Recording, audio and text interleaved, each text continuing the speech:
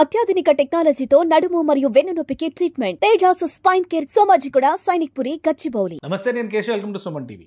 America అధ్యక్షుడు Donald Trump అన్ని వ్యాపారాలని ఉతికి ఆరేశారు. ఫైనల్గా ఇప్పుడు సినిమా రంగం మీద కూడా పడ్డారు. ఫారిన్ సినిమాలు వస్తే 100% ట్యాక్స్ అని చెప్పని ఒక కఠిన నిర్ణయం తీసుకున్నారు. సో పాన్ ఇండియా పోయి వరల్డ్ వైడ్ రిలీజుల దాకా వెళ్ళిన ఇండియన్ ఫిల్మ్ ఇండస్ట్రీ పరిస్థితి ఏ విధంగా ఉండబోతుంది, బిజినెస్ పైన దీని ఎఫెక్ట్ ఎలా ఉంటుంది, ఈ అంశాలపైన విశ్లేషణ చూద్దాం. ఐఐఎంలో చదువుకుని అలానే doctor Laggani Srinivas garu, industry expert, market and business effects ఏ విధంగా జరిగేటువంటి అవకాశం ఉంటుంది ఈ కొత్త నిర్ణయాలతో మనతో విశ్లేషించడానికి రెడీగా ఉన్నారు. శ్రీనివాస్ గారు నమస్తే. నమస్కారం అండి. మీకు సుమన్ టీవీ ప్రేక్షకులందరికీ good afternoon and thank you very much for this opportunity. Sir, ఇప్పుడు ఓవరాల్గా బిజినెస్లు అంటే ప్రొడక్టివ్ బేసిస్, అంటే ప్రొడక్ట్ బేసిస్లో ఉండేటువంటి వ్యాపారాలంతా ఒక దృక్పథం ఉంటుంది. ఎంటర్టైన్మెంట్ ఇండస్ట్రీ అంతా డిఫరెంట్ లైన్. ఇప్పుడు దీన్ని కూడా ఒకే ఘాటను కట్టేయాలని అమెరికా ప్రభుత్వం నిర్ణయించింది. 100% ట్యాక్సేషన్ అంటే మన సినిమాలకి ఏమైనా ఎఫెక్ట్ ఉంటుందా? బిజినెస్ ఏమైనా ఇబ్బంది పడే పరిస్థితి ఉంటుందా? యాక్చువల్గా అంటే మనం చూస్తున్నాం కదా, లాస్ట్ 3 months నుంచి చూస్తే ట్రంప్ ఒక విధమైనటువంటి బ్లాక్ మెయిలింగ్ కాన్సెప్ట్ చేస్తున్నారు ఇండియా మీద. ఎందుకంటే ఇండియా ఎకానమీ గ్రో అవుతుంది అండ్ ఇండియా ఎకనామికల్ గా గ్రో అవుతుంది అండ్ వీఆర్ ప్రాబబ్లీ నెక్స్ట్ ఒక 10-15 years లో we'll also become a super power country అవుతున్నాం. అయితే అన్నిట్లు చూస్తే ట్రంప్ కి తర్వాత కొన్ని పాశ్చాత్య దేశాలకి ఇండియాని ఏదో ఒక విధంగా కొంతవరకు దాన్ని కట్టడి చేయాలన్నటువంటి క్లియర్ ఎజెండా ఉన్నట్టు కనపడుతుంది మనకి ఓవరాల్ గా. అయితే ఇప్పుడు ఈ పర్టికులర్ గా సినిమా టారిఫ్స్ ని మనం చూసినట్టయితే కన్నా ఇది అంత ఈజీ అయినటువంటి డెసిషన్ కాదు. ఎందుకంటే ఇప్పుడు సినిమాని మనం ఎట్లా చూస్తామో, మనం ఇప్పుడు ఒక ఫిజికల్ అసెట్ గా చూడలేము కదా. సినిమా అనేది ఎట్లా ఒక డిజిటల్ మోడ్ లో ఉంటది. సో ఇంతకు ముందు దాన్ని డిజిటల్ మోడ్ లో లేదా ఒక ఇంటలెక్చువల్ ప్రాపర్టీగా చూసేవాడు. అంటే ఒక ఏమంటారు దాని మేధా సంపత్తి లాగా చూస్తారు. అయితే అమెరికా ఇప్పుడు చేస్తున్నటువంటి ముఖ్యమైనటువంటి స్ట్రాటజీ ఏంటంటే, అమెరికాలో ట్రంప్ ఎన్నికల హామీల్లో భాగంగా we will make America great అన్నాడు. అమెరికా గ్రేట్ అన్నాడు. సో దానికి ముఖ్యంగా చేయాల్సింది ఆయన ఏంటంటే, అక్కడ అమెరికా గ్రేట్ చేయాలంటే కూడా అన్ని దేశాల్లో ఉన్నటువంటి మ్యానుఫ్యాక్చరింగ్ దగ్గర నుంచి అన్ని రంగాలని అక్కడికి షిఫ్ట్ చేయాలని చెప్పి ఆయన గొప్ప తెలివితేటలుగా లేకపోతే గొప్పగా సంకల్పంతో పనిచేస్తున్నట్టు పైకి కనబడుతుంది. కానీ అదంతా ఈజీ కాదు. ఎందుకంటే మనం చూస్తే అమెరికాలో యాక్చువల్ గా వర్కింగ్ మ్యాన్ పవర్ అనేది చాలా తక్కువ ఉంటుంది. అమెరికా అనేది ఒక ఇమిగ్రేషన్ కంట్రీ. అది ఇమిగ్రేషన్ అంతా వచ్చి అక్కడ ఉంటేనే అక్కడ కంట్రీ నడుస్తుంది. అంటే ఇమిగ్రెంట్స్ మీద కంట్రీ నడుస్తుంది. అట్లాంటి దాంట్లో ఆయన ఇట్లాంటి అంటే ఫన్నీ డిసిషన్ తీసుకోవడం వల్ల డెఫినెట్ గా ఇంప్లిమెంటేషన్స్ లో చాలా ప్రాబ్లం ఉంటుంది. ఇప్పుడు ఈ మూవీ ఇండస్ట్రీ మీద తీసుకుంది కూడా అది ఈజీ కాదండి ఇంప్లిమెంట్ చేయడం. ఎందుకంటే దీంట్లో చాలా లాట్ ఆఫ్ అంబిగ్యూటీ ఉంది. ఇప్పుడు ఒక మూవీ చూస్తే మీరు హాలీవుడ్ తీసుకోండి, ఈవెన్ హాలీవుడ్ ఇండస్ట్రీలో కూడా మొత్తం మూవీని హాలీవుడ్ లో తీయరు కదా. దే విల్ కొన్ని సన్నివేశాలని వాళ్ళు యూరోప్ లోకి వెళ్తారు, తర్వాత ఆఫ్రికాలోకి వెళ్తారు, అట్లా వెళ్తారు కదా. సో ఇప్పుడు ఆయన ఏమన్నాడు, 100% మూవీని మొత్తం అమెరికాలో తీస్తేనే మేము ట్యాక్స్ ఫ్రీ ఇస్తాం, లేకపోతే అని అంటున్నాడు. సో అది దాని మీద చాలా అంబిగ్యూటీ ఉంది. అది అంత ఆషామాషి అయినటువంటి విషయం అయితే కాదు. ఎందుకంటే అంటే ఒకవేళ అమెరికాలో ఉన్నటువంటి టెక్నీషియన్స్ కి, సినిమా టెక్నీషియన్స్ కి ఆపర్చునిటీస్ వచ్చే అవకాశం ఉంటుందా? ఎందుకంటే సినిమాలు అక్కడే తీయాలన్నారు కాబట్టి ఎంత పర్సెంటేజ్ ఉండొచ్చు? ఇప్పుడు ఇంగ్లీష్ మూవీస్ అంటే యూరోప్ నుంచి కూడా ప్రొడ్యూస్ అయ్యాయి చాలా ఉంటాయి, ఓన్లీ అమెరికన్ మూవీస్ మాత్రమే కాదు. సో దీని ఎఫెక్ట్ అక్కడ లోకల్స్ కి ఏమైనా ఎంప్లాయ్మెంట్ జనరేషన్ కి ఉపయోగపడే అవకాశం ఏమైనా ఉంటుందా?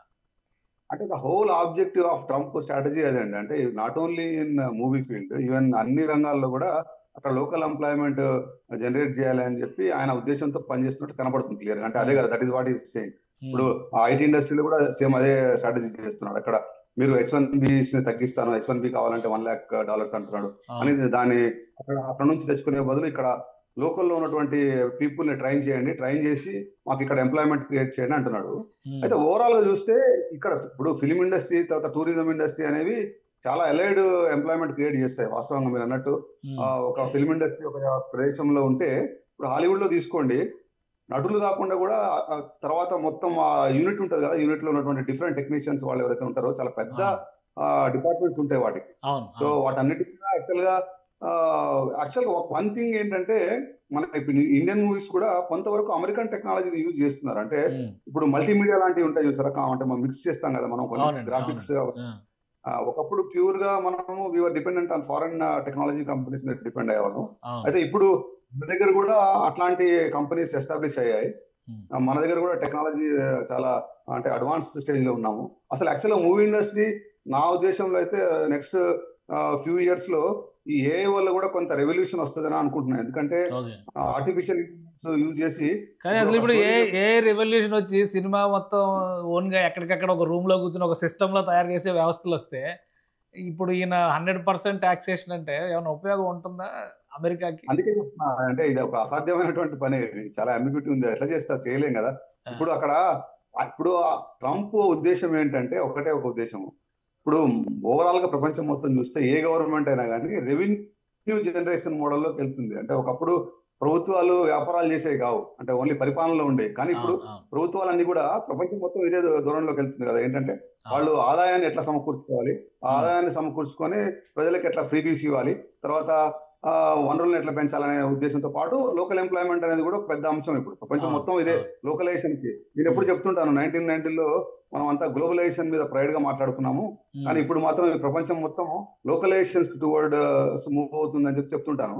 సో ఇక్కడ కూడా అంతే, అంటే ఈ wanted to give lot of priority to the local people కి, లోకల్ ఎంప్లాయ్మెంట్ కోసం. కానీ ఇది చాలా క్లిష్టమైన, అంటే అంత ఈజీ అయింది కాదు. అంటే బిజినెస్ పరంగా ప్రాబ్లమ్స్ ఉన్నప్పటికీ కూడా ఈ మధ్య కాలంలో మనం ఆస్కార్ రేస్ లో ఇండియన్ సినిమా, ముఖ్యంగా తెలుగు సినిమాలు కావచ్చు, తమిళ సినిమాలు కావచ్చు, ఇవి కూడా రైజ్ అవుతున్నాయి అక్కడ దాకా.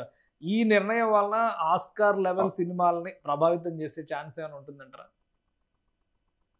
అంటే ఇప్పుడు దాని మీద డెఫినెట్ గా వాళ్ళకి లోకల్ మార్కెట్ లో కూడా ఇంపాక్ట్ ఉంటుందండి. అక్కడ తెలుగు మూవీ థియేటర్స్ నడిపించే వాళ్ళు ఎవరైతే ఉంటారో మోస్ట్లీ అక్కడ, అంటే కొంతవరకు మన ఇండియన్స్ ఓన్ చేసినప్పటికి కూడా అది లోకల్ బిజినెస్ మార్కెట్. ఇప్పుడు అక్కడ మేజర్ గా చూస్తే మనం యుఎస్ లో మనకి బాలీవుడ్ మూవీస్ తో పాటు తర్వాత తెలుగు, కన్నడ, తమిళ్ మూవీస్ చాలా ఎక్కువగా ఉంటాయి అక్కడ.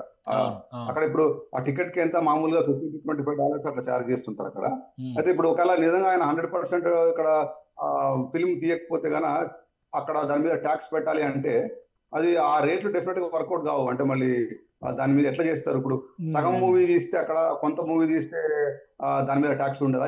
ఇలాంటివన్నీ అంబిగ్యూటీ ఉంది. అంటే దీని మీద స్పెసిఫిక్ ఎగ్జిక్యూటివ్ ఆర్డర్ తీసుకురావాలి. ఎగ్జిక్యూటివ్ ఆర్డర్ తీసుకొచ్చినంత మాత్రాన అయ్యేది అటువంటి విషయం కూడా కాదు. ఎందుకంటే మళ్ళీ అక్కడ ఉన్నటువంటి బిజినెస్ పీపుల్ కానీ, అక్కడ ఉన్నటువంటి లోకల్ స్టేట్ గవర్నమెంట్స్ కూడా దాని మీద కోర్టుకి వెళ్ళేటువంటి అవకాశం కూడా ఉంటుంది అనమాట.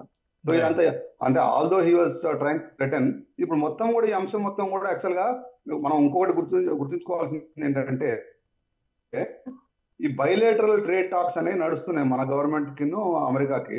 సో దాంట్లో ఇది ఇంకొక అంశం చేరింది. అంటే ఇప్పుడు మనం మొన్నటిదాకా చూసాం, మనం ఫస్ట్ ఐటీ H-1B జరిగింది, తర్వాత ఇప్పుడు ఫార్మాసిటికల్ లో కూడా కొన్ని మళ్ళీ యాడ్ చేశాడు, తర్వాత ఒక అంశం. సో ఇవన్నీ కూడా నెగోషియేషన్స్ టాక్టిక్ లో భాగంగానే తీసుకొచ్చినట్టు నాకు అనిపిస్తుంది. వీటన్నిటి స్లోగా మన ఇండస్ట్రీ, గవర్నమెంట్ బైలేటరల్ ట్రీట్లు ఎవరైతే మన అఫీషియల్స్ ఉన్నారో వాళ్ళు మాట్లాడి సార్ట్అవుట్ చేసుకుంటారు. ఎందుకంటే ఇది అంత ఈజీ అయింది కాదు. దీన్ని ఇంప్లిమెంటేషన్ అయితే అవకాశాలు చాలా తక్కువ ఉన్నాయి అంటారు. అంటే అదే చెప్తున్నా, అంటే ఇది నాట్ ఫిజికల్ అసెట్ కదా, మనము డిజిటల్ మోడ్ లో ఉన్నటువంటి అసెట్. ఇది ఎట్లా ట్రీట్ చేస్తారు దీన్ని, తర్వాత దీని మీద గైడ్ లైన్స్ ఎలా తీసుకొస్తారు? ఇప్పుడు మల్టిపుల్ ప్లేసెస్ లో చేయాలి. మొత్తం తెలుగు సినిమాని తీసుకెళ్లి మొత్తం అమెరికాలో తీయాలంటే కష్టం కదా, కదా.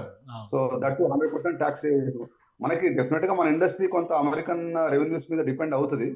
కానీ జస్ట్ ఆ రెవెన్యూస్ సేవ్ చేసుకోవడం కోసం మనం మనోళ్ళు వెళ్ళి అమెరికాలో తీయాలి అంటే, మన ప్రీ రిలీజ్ ఈవెంట్లకి వరల్డ్ ప్రీమియర్ పేరుతో అమెరికా, కెనడాలో రిలీజ్ చేసే థియేటర్లో అక్కడ కూడా నంబర్ ఆఫ్ స్క్రీన్స్ పెంచేసి చేస్తున్నారు కదా ఓవర్సీస్ రిలీజెస్.